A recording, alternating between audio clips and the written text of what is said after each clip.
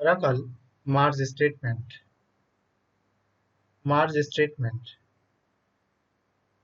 It provides the ability to conditionally update, insert or delete data into a database. এর মানে বোঝাচ্ছে যে আমাদের মার্জ স্টেটমেন্ট যেটা আমাদের কি করবে আপডেট ইনসার্ট এবং ডিলিট অপারেশন কোন একটা টেবিলের ক্ষেত্রে এটা কন্ডিশনালি করার ক্ষেত্রে আমাদের এটা একটা অ্যাবিলিটি প্রদান করে। তারপরে বলছে কি যে performs an update if the row exist. বলছে কি আপডেট অপারেশনটা এটা পারফর্ম করবে কখন, যখন কোন রো এক্সিস্ট হবে। And an insert if it is a new rho. যদি নিউ রো হয় সেক্ষেত্রে ইনসার্শন হবে। Avoid separate subject. আমরা নতুন করে যদি আমরা মার্জ স্টেটমেন্ট ইউজ করি সেক্ষেত্রে আমাদের সেপারেট আপডেটস এর দরকার নেই। Increases performance and easy of use. এটা যে কোনো অপারেশনের থেকে মানে ইনসার্ট আর আপডেট অপারেশন বা ডিলিট অপারেশনের থেকে মার্জ অপারেশনটা পারফরম্যান্সটা ইনক্রিজ করে এবং এটা খুব সহজে ইউজ করা যায়। Is useful in data warehousing applications, মানে ডাটা ওয়্যারহাউজিং অ্যাপ্লিকেশনস এর ক্ষেত্রে এটা খুবই useful. Merge statement syntax: merge into table name then table alias using, তারপরে হচ্ছে টেবিল ভিউ অথবা সাবকুয়েরি যে কোনো কিছু থাকতে পারে, এবং তারপরে হচ্ছে alias on join condition।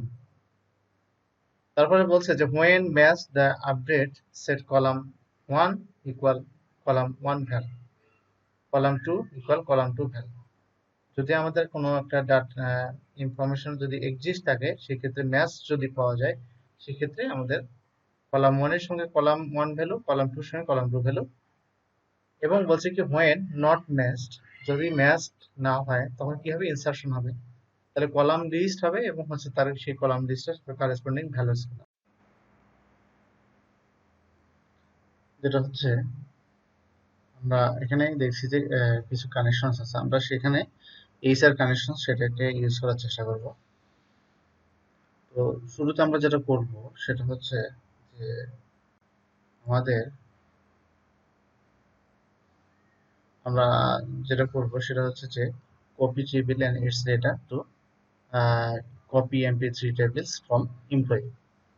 আমরা এমপ্লয়ি টেবিল থেকে কপি এমপি3 তে ডাটাগুলোকে আমরা হচ্ছে কপি করে নেব। সেটার জন্য কি করতে হবে আমাদের, create table, table name, then as select star from employee. যদি আমি এই কুইরি স্নিপেটটা রান করাই সেক্ষেত্রে দেখেন আমাদের এখানে টেবিলটা ক্রিয়েট হয়ে গেছে ডাটা সহ। সেক্ষেত্রে আমরা যদি ডাটাটা দেখতে চাই তাহলে আমাদের যেটা করতে হবে সিলেক্ট স্টার ফ্রম এমপি3। দেখেন এখানে আমাদের possible records from employee table থেকে আমরা পাচ্ছি। তো এখন আমরা যেটা করব এটা হচ্ছে যে আমি কিছু সংখ্যক ডাটাকে রাখবো, মানে 104 পর্যন্ত আমি রাখবো, 100 থেকে 104 পর্যন্ত, পরের ডাটাগুলোকে মুছে দেবো। সেই ক্ষেত্রে আমরা যেটা করতে পারি ডিলিট ফ্রম কপি এমপি3 where emp id greater than 106 104। তাহলে দেখেন এখানে আমাদের 102টা রো ডিলিটেড হয়েছে।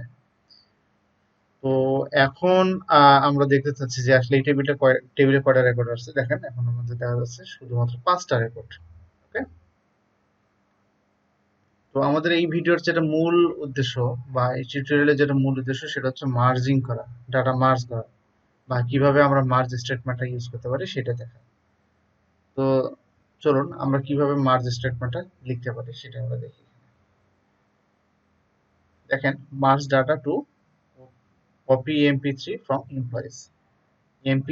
এমপ্লয়িজ টেবিল থেকে আমরা কিভাবে কপি এমপি3 টেবিলে ডাটাগুলোকে মার্জ করতে পারি এক্সিস্টিং ডাটার উপর। সেই ক্ষেত্রে আমরা যেটা করব, একটা কোয়েরি স্নিপেট আছে সেটাকে আমি পুরোপুরি নিয়ে আসলাম। নতুন করে লেখার কিছু নেই, জাস্ট আমি দেখাই দিচ্ছি। জাস্ট এখান থেকে পরবর্তীতে যে কোনো টেবিলের ক্ষেত্রে আমরা মার্জিং এর অপারেশনগুলো চালাতে পারবো। যেটা হচ্ছে যে মার্জ একটা কিওয়ার্ড ইনটু, তারপর হচ্ছে যে টেবিলে আমরা মার্জ করার পরে ডাটাটাকে রাখবো সেটা আমরা এখানে অ্যালাইজ ইউজ করতেছি।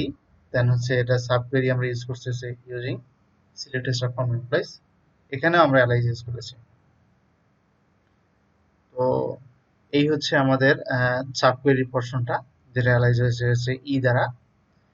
তারপরে যেটা আমাদের হচ্ছে মূল জিনিস, সেটা হচ্ছে কন্ডিশন। কন্ডিশনটা কি এখানে আমরা ইউজ করছি, যে সি এর এমপ্লয়ি আইডি এবং হচ্ছে ই এর হচ্ছে এমপ্লয়ি আইডি, এই দুটো যদি আমাদের কন্ডিশনাল এটা ম্যাচ করে, তখন আমরা কি করব, আমাদের আপডেট অপারেশনটা করবে। তাহলে আপনি কিন্তু এখানে দেখেন হোয়েন ম্যাচ দেন আপডেট, এবং সেট করবে হচ্ছে পসিবল ভ্যালুজ গুলো ফ্রম এমপ্লয়িজ। তো আমি যদি একটু কোয়েরিটাকে সাজাই নিই, সেক্ষেত্রে হয়তো দেখতে একটু সুবিধা হবে। তো এখানে কি করছি, আমি আপডেট সেট,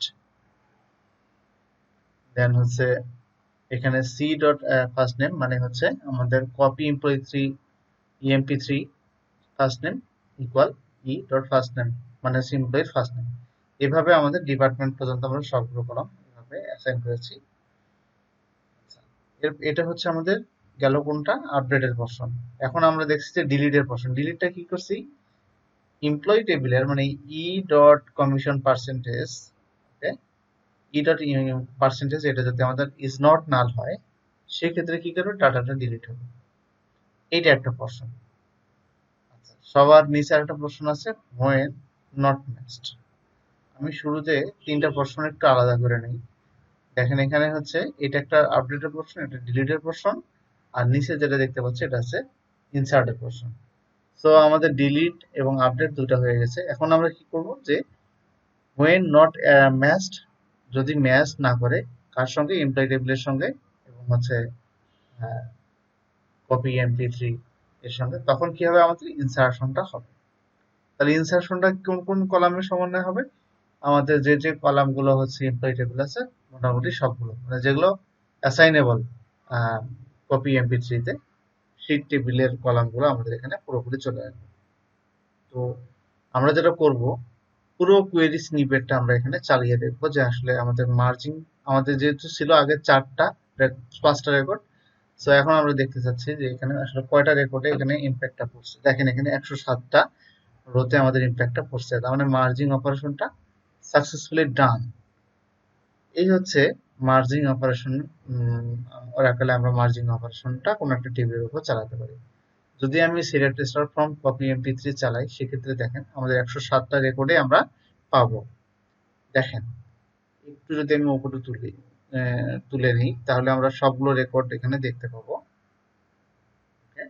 দেখেন এখানে আমি যদি স্ক্রল করে একটু নিচে নামাই, তাহলে হয়তো, হ্যাঁ দেখেন এখানে 107টা রেকর্ডে আমাদের এখানে দেখাচ্ছে। তার মানে মার্জিং অপারেশনটা আমাদের সাকসেসফুলি ডান। তো আমি মনে হয় আশা করি আপনাদের ভিডিওটি বোঝাতে সক্ষম হয়েছে, টপিকটি বোঝাতে সক্ষম